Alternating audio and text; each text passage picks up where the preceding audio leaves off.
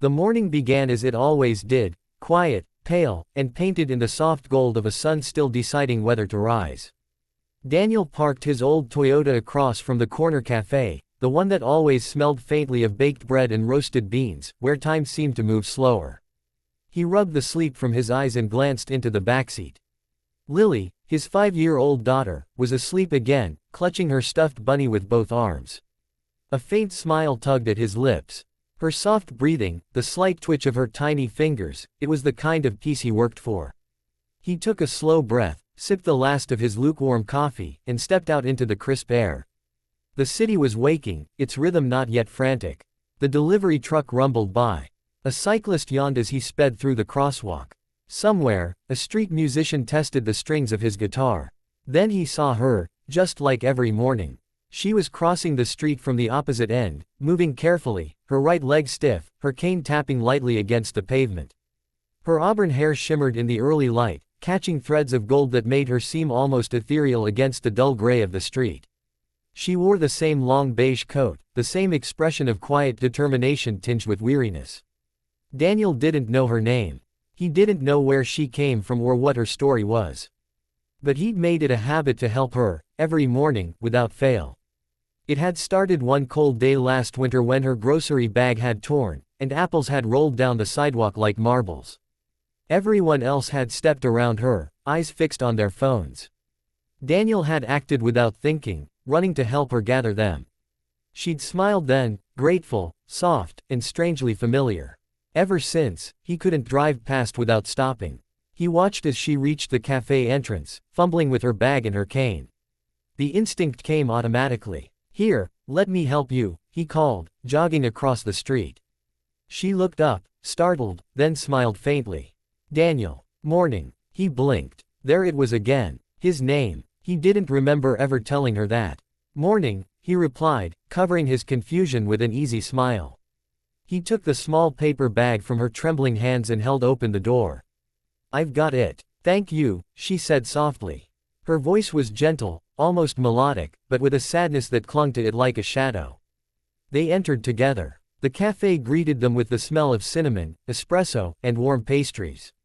The chatter inside was low and pleasant, students whispering over laptops, an elderly couple sharing toast, the barista humming along to the radio.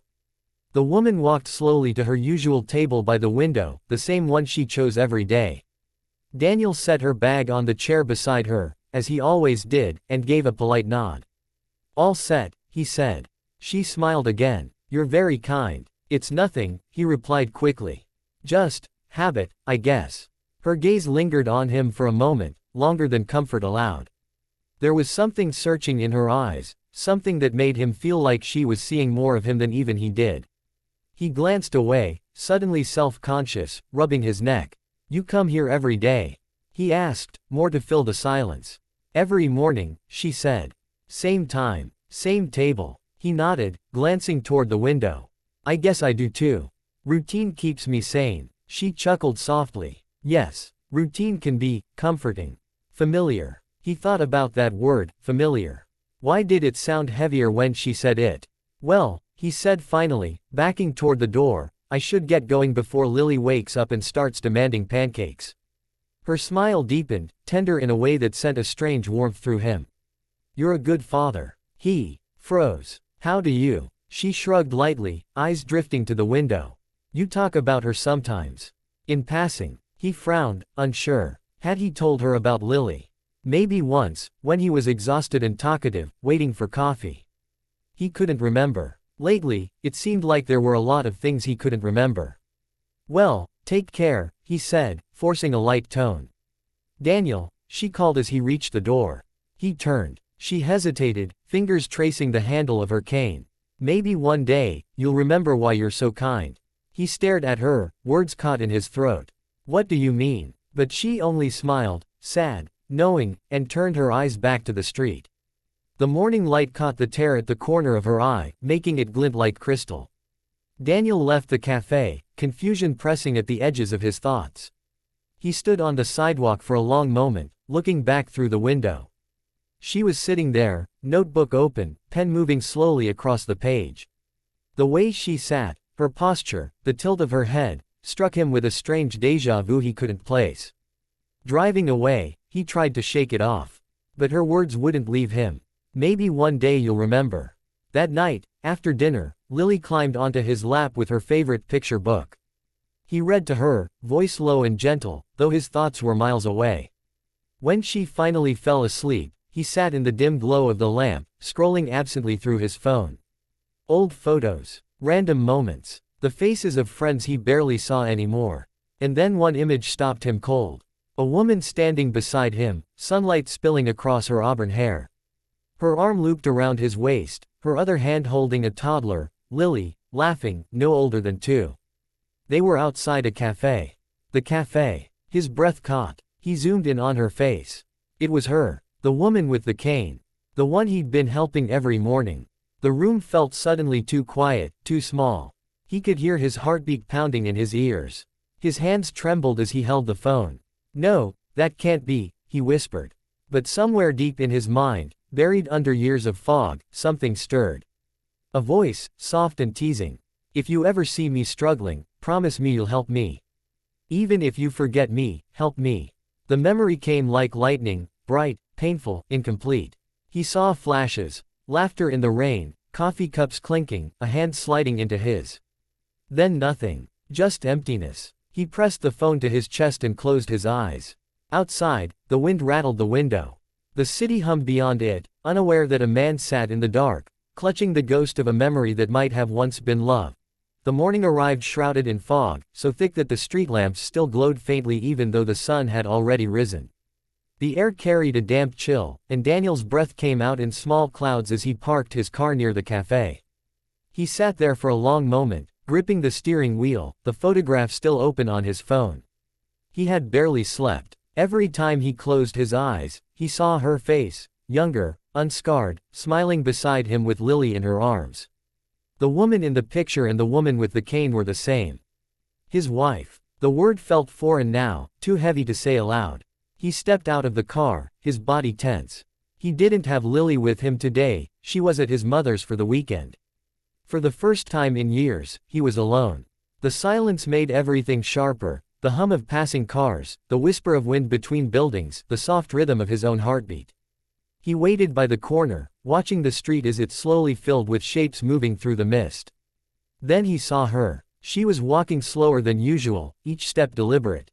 The cane clicked faintly against the pavement, a fragile sound that made his chest ache. Her coat fluttered in the light breeze, her hair damp from the fog. She looked smaller than he remembered from the photograph, more fragile, yet the moment he saw her face, something in him trembled. Recognition wasn't just in his head anymore, it was in his bones. He started walking toward her before his mind could stop him. "Wait," he said softly. She turned at the sound of his voice. Surprise crossed her face, then softened into something gentler, sadder. "Daniel." He swallowed hard. "I need to talk to you." She nodded, eyes wary but calm. They walked together toward the cafe, neither speaking until they reached the door. When they stepped inside, the warmth wrapped around them like an embrace. The same smell of coffee and cinnamon filled the air, just as it always did. Daniel stopped by the nearest table instead of going to the counter. His voice was low, trembling. "This is you, isn't it?" He pulled out his phone and showed her the photograph, the one he had stared at all night. She froze. Her fingers, thin and pale, brushed the edge of the phone. Her lips parted, but for a moment she couldn't speak. Then tears welled in her eyes, quiet and unhidden. "You still have that," she whispered. "I didn't even remember taking it," he said, voice breaking. "I didn't remember you. But when I saw it, it felt like something woke up inside me. Tell me the truth. Who are you?" She looked at him for a long time, the silence between them thick enough to hear the hiss of the coffee machine and the faint rustle of newspapers. Then she said it. "I'm your wife, Daniel." He felt as if the floor had tilted under him. She looked away, eyes fixed on the foggy window. "It's been 3 years since the accident. You hit your head hard. The doctors told me memory loss was possible, maybe permanent. You woke up and, you didn't know me. You didn't even remember our life together. I thought it would break me." Daniel sat down heavily, his mind reeling. 3 years. You were driving to pick me up from work, she continued quietly. A truck ran the light. You tried to swerve. You saved yourself and Lily, but," she glanced down at her cane, her voice trembling. "I wasn't so lucky." His chest tightened. He could barely breathe. I didn't know. Nobody told me." Her gaze lifted to him, full of weary love. "You were so fragile when you woke up. You barely remembered your own name. The doctors said not to push you, not to confuse you. Your mother thought it would be better to start fresh. I agreed at first. But I couldn't stop hoping that one day you'd see me and know." "And I did," he murmured, his voice raw. "Not with my head, but something inside me knew. Every morning I saw you, I felt like I had to help. Like it was the only thing that made sense." She smiled faintly, tears spilling freely now. "That's why I came back to the cafe. Every morning. I thought maybe, if you saw me where we used to be happiest, your heart would remember before your mind did." He reached out, hesitating for a moment before touching her hand. Her fingers were cold and trembling, but she didn't pull away. "I don't remember everything," he whispered. "I can't. But I remember this feeling. The way I wanted to be near you, to make you smile. It's still there." She looked at him through tears, her voice barely a breath. "That's enough for me, Daniel. I stopped wishing for the past a long time ago. I just wanted you to be happy." He shook his head, emotion catching in his throat. "How could I be happy without knowing I had someone like you?" Her smile was small, broken but beautiful. You are. You built a life again, even without me in it. That's what I wanted for you." He leaned closer, his hand tightening around hers.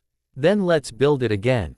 Together. Maybe I can't remember the past, but I want to know you now, not who you were, but who you are." For a moment she just stared at him, disbelief flickering across her face.